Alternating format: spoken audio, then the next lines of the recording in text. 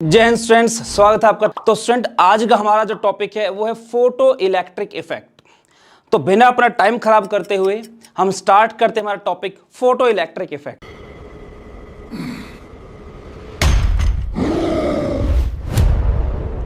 तो देखिए स्टूडेंट, पहले हम एक टर्म समझते हैं, आयोनाइजेशन एनर्जी। हालांकि इसको अच्छी तरह से हम समझेंगे जब हमारी यूनिट नंबर 3 हम करेंगे, क्लासिफिकेशन ऑफ एलिमेंट्स। तो देखिए आयोनाइजेशन एनर्जी होती क्या है, क्या बोलना चाह रहा है वो समझिए जरा आप।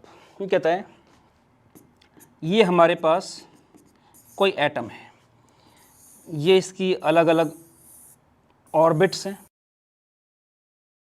अब हम ये मान के चलते हैं ये इसकी आउटर मोस्ट शेल है, ठीक है, और इसका कोई मोस्ट लूजली बॉन्डेड इलेक्ट्रॉन है। मान लो ये इलेक्ट्रॉन इसमें मोस्ट लूजली बॉन्डेड है, यहाँ पे एक इलेक्ट्रॉन है ना, इसमें क्या इलेक्ट्रॉन्स घूम रहे हैं इसके चारों तरफ। तो इसका मोस्ट लूजली बॉन्डेड इलेक्ट्रॉन है। इस इलेक्ट्रॉन को इस शेल से निकालकर इनफाइनाइट डिस्टेंस तक हम लेके जाएंगे। इनफाइनाइट तक क्यों? क्योंकि हमें नहीं पता कितनी दूर लेके जाना है। एटम में शेल्स कितनी होती है? इनफाइनाइट। तो कितने डिस्टेंस पे लेके जाना है? इनफाइनाइट। इनफाइनाइट का मतलब ये बिल्कुल मत लगा लेना कि यहाँ पर कोई चीज़ है, उसमें से इलेक्ट्रॉन निकाला और उसको लेके गए पता नहीं कितनी दूर ले गए। इनफाइनाइट क्या पता ही नहीं है। इनफाइनाइट का केमिस्ट्री में जो मतलब है वो ये है कि उतनी दूरी जिसके मुकाबले इसका जो साइज है वो नेग्लिजिबल हो, तो उसको बोलेंगे इनफाइनाइट, ठीक है। तो इसको इनफाइनाइट डिस्टेंस पर हम लेकर जाते हैं। तो इस प्रोसेस में जितनी एनर्जी हमें इसको देनी होती है, जितनी एनर्जी लगती है, उस एनर्जी को बोलते हैं आयोनाइजेशन एनर्जी, ठीक है। नॉर्मली हम 1 मोल सब्सटेंस के लिए इसको लेते हैं, इसलिए इसकी यूनिट भी क्या होती है? किलो जूल पर मोल होती है। और ये बिल्कुल आइसोलेटेड गैसेस एटम होना चाहिए। भाई आइसोलेट करना है, अगर आपको बिल्कुल अलग करना तो गैस की फॉर्म में पॉसिबल है, लिक्विड और सॉलिड में तो पास पास रहेंगे वो, ठीक है। तो जैसे इलेक्ट्रॉन लूज करेगा तो एटम से किस में कन्वर्ट हो जाएगा? कैटायन में। तो ये होती है आपकी आयोनाइजेशन एनर्जी, ठीक है। अब अच्छा, यूनिट क्या होगी इसकी? किलोजूल पर मोल। ये होगी इसकी यूनिट किलोजूल पर मोल। अब यहीं पर मैं एक चीज आपको थोड़ी सी बताना चाहता हूं। जैसे हमने एक रिलेशन लिखा था, 1 electron volt is equals to 1.6 into 10 की पावर माइनस के 19 joule is equals to 96 kilo joule per mole. मैंने एक ऐसा रिलेशन लिखा था। अब यहां पे ना इसको ये समझना, जूल बड़ी यूनिट होती है, इलेक्ट्रॉन वोल्ट छोटी यूनिट होती है। इसका मतलब क्या है? एक तरह से इसका मतलब यही तो है,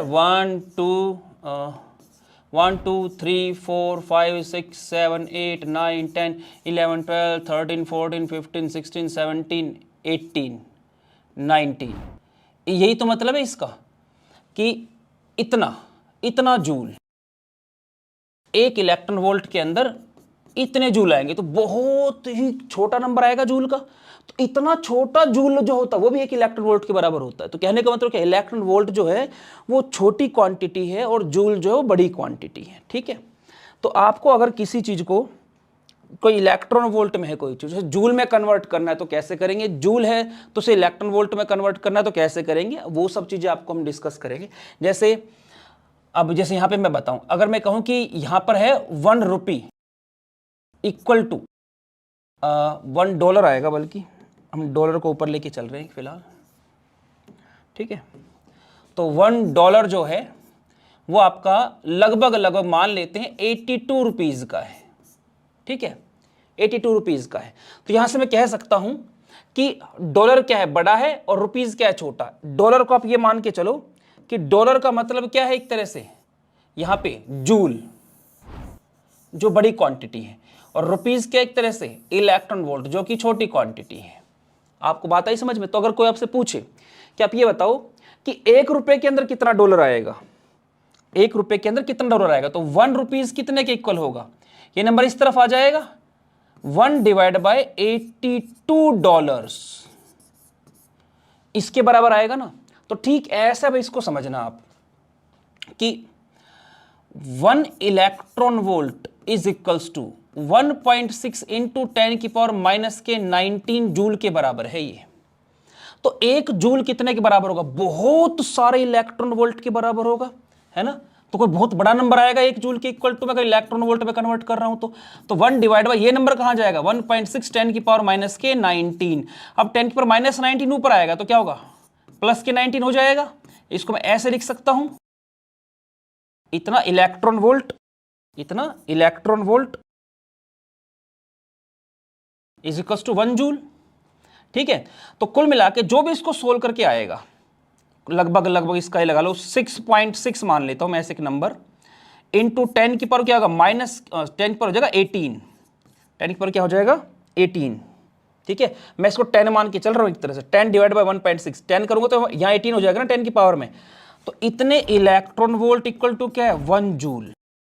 ठीक, तो मैंने जो एनर्जी का फॉर्मूला बनाया था उसमें अगर आपको ध्यान हो मैंने लिखा था कि E is equals to 19.89 into 10 की power minus 16 divide by lambda जो कि मीटर में कन्वर्ट हो गया था। और इसकी यूनिट्स को जब हमने सोल्व किया था ना तो हमारे पास सिर्फ क्या बचा था जूल, क्योंकि जूल सेकंड और मीटर पर सेकंड से सेकंड कटा था, मीटर से मीटर कट गया था, इस मीटर को भी हटा सकते हैं हम यहाँ पे। ठीक है, ये यूनिट आई थी मेरे पास। ठीक, अब अगर मुझे इसे इलेक्ट्रॉन वोल्ट में कन्वर्ट करना है तो थोड़ा सोच के देखना इस चीज को। जूल तो बड़ा नंबर होता है, इतने जूल के अंदर जो इलेक्ट्रॉन वोल्ट होंगे वो ज्यादा होंगे ना, ज्यादा इलेक्ट्रॉन वोल्ट होंगे। इलेक्ट्रॉन वोल्ट क्या है छोटा नंबर है, तो जूल को इलेक्ट्रॉन वोल्ट में कन्वर्ट करना है तो मैं क्या करूंगा 1.6 10 की पावर माइनस के 19 इस नंबर से क्या करूंगा डिवाइड करूंगा। डिनोमिनेटर जितना छोटा होगा वो छोटा नंबर है ना, डिनोमिनेटर छोटा होगा तो नेट रिजल्ट क्या हो जाएगा बड़ा हो जाएगा। तो यहां से सोल्व करके आपका जो नंबर है वो आएगा जो लगभग 12400 divide by lambda electron volt. ये आपकी एनर्जी की वैल्यू आएगी। देखो इसको समझना, 10 पर माइनस 19 ऊपर जाएगा तो 10 पर प्लस 19 हो जाएगा, तो यहां पे माइनस का 16 और प्लस का 19 क्या होगा 10 की पावर 3 बचेगा। और यहां पे क्या आपके पास 19.89 डिवाइड बाय क्या है 1.6, तो इसको 16 मान के चलो और इसको आप जैसे इसका एक पॉइंट अगर आप हटाते हो, यहां से एक पॉइंट हटाते हो, इसको 16 बनाते हो अगर आप, तो क्या करना पड़ेगा आपको वहां 10 की पावर 4 करनी पड़ेगी, यहां पे आप 10 की पावर 4 कर सकते हो इस तरह से।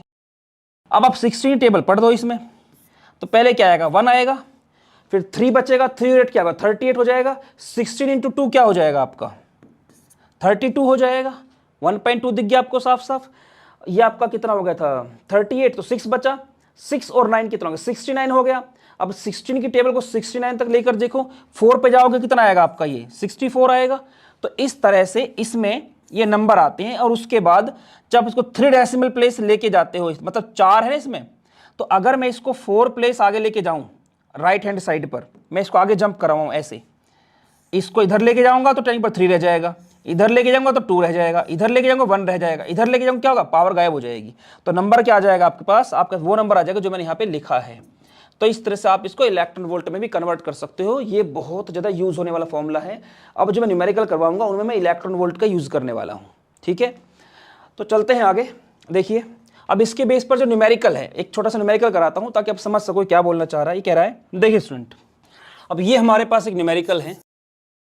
ये कहता है कोई एलिमेंट जिसकी आयनाइजेशन एनर्जी 288 किलोजूल पर मोल, मतलब वो जो भी एलिमेंट है, कोई भी एलिमेंट हो, उसके 1 मोल एटम हमारे पास है, मतलब 6.022 इंटू 10⁻23 इतने एटम्स रखे हुए हैं। ठीक है, उन पर लाइट गिरती है और उनसे क्या निकलती है, उनसे इलेक्ट्रॉन निकलता है, इलेक्ट्रॉन इजेक्ट आउट होता है। तो कहते हैं इसमें हमें लगाना पड़ता है 288 किलोजूल पर मोल एनर्जी, बस जस्ट इजेक्ट आउट होता है, जस्ट आयोनाइज। मतलब जैसे एक तो होता है, जैसे मेरी बात को मान इसमें कैप है, ठीक है, कोई बोले कैप खोल दो इसका, मैं सिर्फ इतनी एनर्जी लगाऊं कि कैप खुले, बस इसकी बात कर रहा है। एक होता अगर मैं जितनी एनर्जी मुझे लगानी है इसमें उससे ज़्यादा लगाऊंगा तो कैप खुलेगा तो सही, साथ में क्या है वो कुछ मूव भी करेगा आगे की तरफ, मेरा हाथ उसको कुछ आगे भी लेके जाएगा। तो मैंने जो एनर्जी लगाई है वो कैप को खोलने के लिए जितनी एनर्जी चाहिए तो उससे ज़्यादा लगाई है। तो ये उसकी बात नहीं कर रहा जो ज़्यादा, इसलिए कह रहा जस्ट खोलना है उसको, कैप को, मतलब आपको जस्ट इलेक्ट्रॉन उसकी जो आउटर मोस्ट शेल है उससे बाहर निकालना है। तो देखो तो कहता है ये बताओ कि अगर ऐसा करना हो तो अगर मुझे कोई लाइट इसके ऊपर डालनी है तो उस लाइट की वेवलेंथ क्या होनी चाहिए, उस लाइट की फोटोन की वेवलेंथ क्या होनी चाहिए। चलते हैं, देखिए हमारे पास फॉर्मूला क्या है, E is equals to h c by lambda की वेवलेंथ की बात हो रही है और एनर्जी दे रखी है। आपको ध्यान क्या रखना है, यहां पे दे रखा किलो जूल पर मोल। आपको 2-3 फॉर्मूले हैं जो दिमाग में रखने पड़ेंगे इसमें। एक आपका 1 electron volt is equals to 1.6 10⁻19 joule is equals to 96 kilo joule per मोल।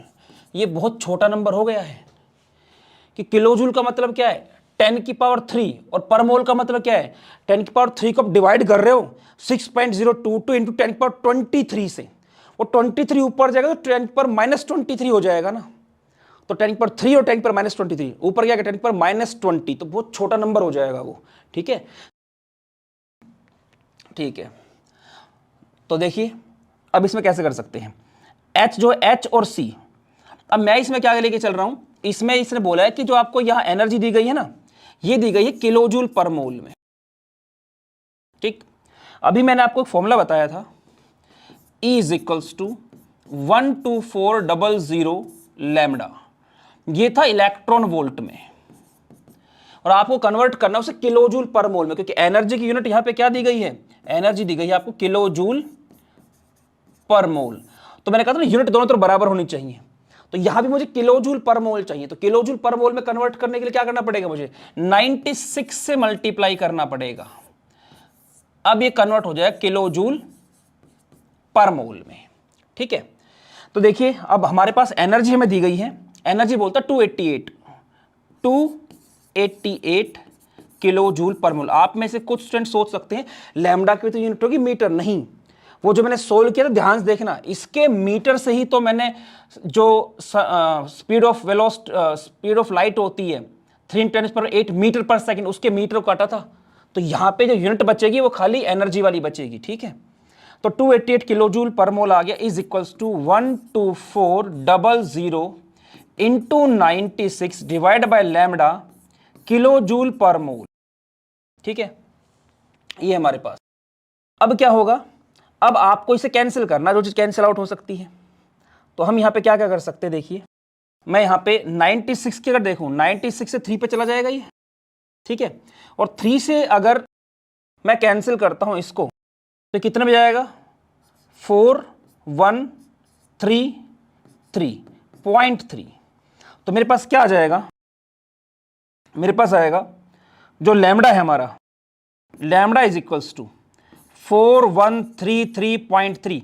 अब देखो ये जो हम जब ये आया था ना, उससे पहले हमारी यूनिट क्या थी इसकी, एंगस्ट्रॉम में निकल के आता है ये, उसकी 10⁻10 के ऊपर लेके थे, जो मैंने आपको लास्ट लेक्चर में करवाया था न्यूमेरिकल्स, उसमें जाके देखना इस चीज को आप लोग। ठीक है, तो ये आपका आंसर किस में आएगा, ये एंगस्ट्रॉम में आएगा आपका, इस तरह से।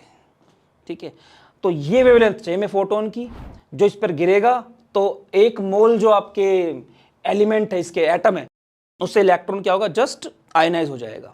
अब चलते हैं इसके बाद आगे, आपको इसमें बॉन्ड एनर्जी और काइनेटिक एनर्जी का भी रिलेशन दे सकता है। इसमें क्या हो सकता है, वो बॉन्ड एनर्जी और काइनेटिक एनर्जी के भी रिलेशन के बेस पे क्वेश्चन पूछ सकता है। अब बॉन्ड एनर्जी होगी तो सीधी सी बात है बॉन्ड बन रहा होगा वहां पे। जैसे मान लो आपके पास कोई मॉलिक्यूल है जो 2 एटम के मिलने से बना है। अब अगर आप इसको तोड़ोगे, इसके बीच जो देखो, इसके बीच जो बॉन्ड एनर्जी है, यहाँ पे क्या है, इसके बीच है बॉन्ड एनर्जी, जिससे कि इन्होंने एक दूसरे को पकड़ा हुआ है, बॉन्ड एनर्जी। और एक है आपकी वो लाइट जो इसके ऊपर पड़ेगी, वो क्या होगी, एनर्जी फोटोन। जैसे मान लो कोई भी लाइट है, वो इसके ऊपर पड़ रही है उसके फोटोन से, ये इस तरह से, तो ये जो है ये आपका एनर्जी ऑफ फोटोन। ये बॉन्ड जो टूट जाए, बी और बी क्या हो जाए, अलग अलग हो जाए। प्लस लिखने का मतलब क्या है, जोड़ना नहीं है, प्लस का मतलब है कि ये और ये चीज अलग हो गई अब। ठीक है ना, इन दोनों को जोड़ेंगे तो ये चीज आएगी। अब ये कहता है कि ये बताओ कब ये बॉन्ड टूट सकता। तो सीधी सी बात, अगर मैं बॉन्ड एनर्जी को ये मानकर चलूं कि ये है आपकी ई और स्मॉल बी, ई के पैर में स्मॉल बी लगा, स्मॉल बी का मतलब क्या, बॉन्ड, कि ये क्या आपकी बॉन्ड एनर्जी, ये क्या है, बॉन्ड एनर्जी है, और ये क्या है, फोटोन की एनर्जी है। तो अगर जो लाइट इसके ऊपर गिर रही है उसके फोटोन की एनर्जी बॉन्ड की एनर्जी से ज्यादा होगी, तभी तो वो इलेक्ट्रॉन को बाहर निकाल पाएगी।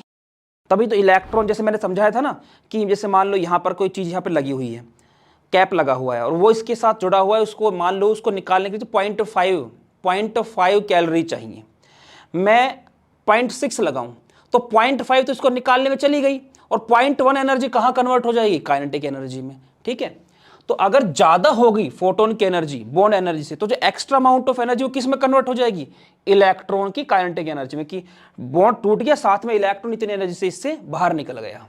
तो इसमें क्या होगा, bond will break, bond will break and extra amount of energy get convert into kinetic energy of electron. अगर ये दोनों बराबर हों तो जस्ट बॉन्ड क्या होगा, टूटेगा, लेकिन जो इलेक्ट्रॉन उससे निकला है बाहर उसे कोई काइनेटिक एनर्जी नहीं मिलेगी। Bond just break, bond break होगा, काइनेटिक एनर्जी कुछ नहीं होगी इलेक्ट्रॉन की, काइनेटिक एनर्जी ऑफ इलेक्ट्रॉन क्या है, कुछ भी नहीं होगी। और अगर फोटोन की एनर्जी बॉन्ड एनर्जी से कम होगी तो बॉन्ड ही नहीं टूटेगा, bond will not break, bond टूटेगा ही नहीं। तो काइनेटिक एनर्जी भी क्या है उसकी, कुछ नहीं होगी, काइनेटिक एनर्जी ऑफ इलेक्ट्रॉन क्या होगी ही नहीं कुछ।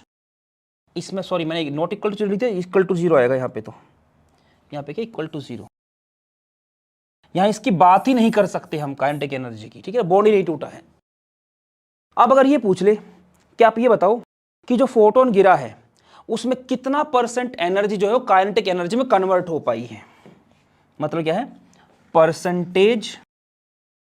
Percentage of energy of photon gate convert into kinetic energy. इसे कैसे निकाल सकते हैं, कहता है देखो जितनी फोटोन की एनर्जी है उसमें से वो एनर्जी तो वहीं पे मतलब बॉन्ड को तोड़ने में लग जाएगी, जो कि बॉन्ड एनर्जी इतनी तो खत्म ही हो गई। ठीक है, जो बाकी बची है, जो बाकी बची होगी उसी तो इलेक्ट्रॉन मूव करेगा। तो क्योंकि इसने परसेंटेज की बात की है तो स्टार्टिंग में जो एनर्जी थी फोटोन की, ठीक है, और इनटू में क्या आएगा 100। इस फॉर्मूले से आप निकाल सकते हैं कि फोटोन की कितनी एनर्जी इलेक्ट्रॉन की काइनेटिक एनर्जी में कन्वर्ट हुई है। देखिए स्टूडेंट्स, अब हमने फोटो इलेक्ट्रिक इफेक्ट जो उसका कुछ बेसिक हमने पढ़ लिया है। अब बात करते हैं फोटो इलेक्ट्रिक इफेक्ट होता क्या है, इलेक्ट्रिक क्या होता है। तो कहता है कि जैसे हमारे पास यहाँ पे कोई एटम है, ठीक है, एटम में इलेक्ट्रॉन्स होते हैं जो न्यूक्लियस के चारों तरफ घूमते हैं। तो कहता है कि इसमें होता क्या है कि हम एक सूटेबल फ्रीक्वेंसी, अब इस सूटेबल फ्रीक्वेंसी का मतलब क्या होता है पहले इसको समझते हैं। मैं ऐसा मान कर चल रहा हूं, मैं ऐसा मान कर चल रहा हूं कि ये जो इलेक्ट्रॉन है ये मोस्ट लूजली बॉन्डेड इलेक्ट्रॉन है, ये न्यूक्लियस के साथ सबसे कम ताकत के साथ बंधा हुआ है। ठीक है ना, मैं मान कर चल रहा हूं कि ये क्या है आपका मोस्ट लूजली बॉन्डेड इलेक्ट्रॉन। तो ये न्यूक्लियस के साथ किसी ताकत से बंधा हुआ है, क्योंकि अपोजिट चार्ज है, न्यूक्लियस प्लस इलेक्ट्रॉन माइनस। और ऐसा मान लेता हूं, मैं ऐसा मान कर चल रहा हूं कि ये जो एनर्जी है ये है लगभग 2.1 इलेक्ट्रॉन वोल्ट, इतनी एनर्जी से बंधा हुआ है ये। ठीक है, तो अब मैं इस पे क्या है लाइट डालता हूं, एक मैंने क्या किया, एक लाइट डाली इसके ऊपर। अब लाइट क्या है, फोटोन से बनी होती। आपको एक चीज समझनी पड़ेगी, मैंने जो लास्ट लेक्चर में करवाया है उससे पहले लेक्चर में जो करवाया है और अब जो मैं करवा रहा हूं, ये सारा इस प्रिंसिपल पर बेस्ड है कि आपकी जो लाइट होती है वो पार्टिकल नेचर रखती है। इलेक्ट्रोमैग्नेटिक वेव ने तो सारा वेव नेचर माना था, अब हम जितना पढ़ रहे हैं उसमें हम क्या पढ़ रहे हैं, इसके पार्टिकल नेचर के बारे में पढ़ रहे हैं। उसमें क्या था कि वो प्लैंक्स क्वांटम थ्योरी ने बताया था कि लाइट जो छोटे छोटे एनर्जी के पैकेट से मिलकर बनी होती है, जिन्हें क्वांटा बोला जाता है। तो एक क्वांटा है, ठीक है ना, ये है। तो कहता है कि अब ये बताइए, मतलब सूटेबल फ्रीक्वेंसी की बात कर रहा था मैं, तो ये इसकी कोई एनर्जी होगी। मैंने ऐसा मान लिया कि इसकी एनर्जी 2.2 इलेक्ट्रॉन वोल्ट। तो जितनी ताकत से न्यूक्लियस ने इस इलेक्ट्रॉन को पकड़ रखा है, ठीक है, ये फोटोन उससे ज्यादा ताकत से इस एनर्जी को क्या है बाहर निकालेगा। तो जैसे इसके ऊपर एनर्जी पड़ेगी वो क्या बाहर निकलेगा, भाई एनर्जी मिलेगी, क्या करेगा, जंप करेगा वो। अब जैसे मान लो ग्रेविटी खींच रही है अपने आपको किसी ताकत से, आपको ऐसी चीज हो जो ग्रेविटेशनल फोर्स से ज्यादा ताकत से आपको ऊपर की तरफ लेके जाए, ऊपर की तरफ लेके जाए और क्या करे, एटमॉस्फेयर से बाहर निकाल दे ऐसे, तो उसके लिए क्या होगा, एक कम से कम एनर्जी चाहिए ना, कि मान लो उससे एनर्जी, अगर उससे कम एनर्जी हुई तो क्या होगा, आप कुछ तो ऊपर जाओगे लेकिन फिर से क्या ग्रेविटी खींच लेगी आपको अपनी तरफ। तो ऐसे इसमें है कि ये क्या करेगा, इसमें सेल्स कितनी है, एटम में सेल्स होती है इनफाइनाइट। इनफाइनाइट मतलब क्या है कि इतनी सेल्स होती है कि जितने हिस्से में इसका साइज आ रहा है इलेक्ट्रॉन के साथ, वो हिस्सा नंबर ऑफ सेल के मुकाबले क्या हो, नेग्लिजिबल हो। ठीक, इसलिए बोलते हैं कि इनफाइनाइट डिस्टेंस तक हमें इलेक्ट्रॉन को लेके जाना होता है। तो ये 2.2 इलेक्ट्रॉन वोल्ट से गिरता है। अब जिसकी कुछ एनर्जी है, अगर इसकी कुछ एनर्जी है तो सीधी सी बात है ना कि एनर्जी है, एक फिक्स एनर्जी कब आएगी, ई की वैल्यू फिक्स है 2.2, आपको 2.2 इलेक्ट्रॉन वोल्ट लाना है। एच क्या होता है, कांस्टेंट, सी क्या है, कांस्टेंट। तो एक फिक्स नंबर लाने के लिए इसकी भी एक फिक्स वैल्यू होगी ना कि इतनी वेवलेंथ। ठीक है, तो क्या हो जाएगी, ये हो गई आपकी सूटेबल वेवलेंथ, सूटेबल वेवलेंथ। अब जैसे मैं इसको 2.1 ले लूं, अगर मैं इसको 2.1 लेके चलूं, आप इसको 2.1, 2.2, 2.3, जितनी ताकत से न्यूक्लियस ने पकड़ा हुआ है उसको, उससे ज्यादा ताकत चाहिए मैं बाहर निकालने के लिए। तो इनमें से कोई नंबर लो, 4 इलेक्ट्रॉन वोल्ट, 5 इलेक्ट्रॉन वोल्ट, कितनी ले लो चाहे, तो उसके अकॉर्डिंग जो वेवलेंथ आएगी वो क्या कहलाएगी, सूटेबल वेवलेंथ। और अगर फ्रीक्वेंसी की बात करूं इसी के अंदर में, तो E is equals to h nu. तो यहां पे भी साफ है कि एनर्जी हमें फिक्स लेके आनी, मान लो 2.2 इलेक्ट्रॉन वोल्ट लेके आनी है, इसकी वैल्यू क्या है, फिक्स है। तो दो कांस्टेंट नंबर आ गए, कांस्टेंट मतलब इसकी वैल्यू फिक्स है, इसकी वैल्यू फिक्स, तो ये भी क्या होगी, फिक्स, कि इतनी एनर्जी के लिए तो ये भी क्या होगी, इतनी फ्रीक्वेंसी चाहिए। तो इसको हम क्या बोलेंगे अब यहां पे, इसे बोलेंगे हम सूटेबल फ्रीक्वेंसी।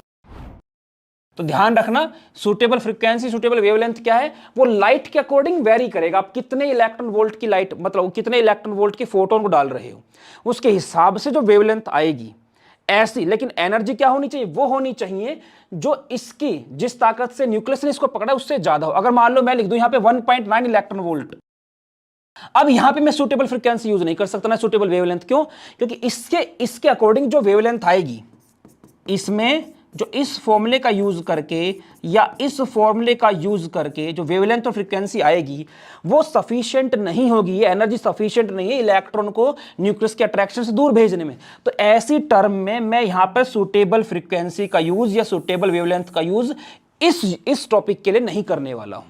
ठीक है, तो अब बात करते हैं क्या होता है photo electric effect. When A light of suitable frequency or suitable wavelength fall on metal surface, then electron eject out from the surface. It is called photoelectric effect. It is called photoelectric effect. The electron eject out from the metal surface is called photoelectron. और इससे electron का एक flow बनेगा, इलेक्ट्रॉनों का flow बनेगा, उसे क्या बोलेंगे, ये आपका फोटो इलेक्ट्रिक करंट है।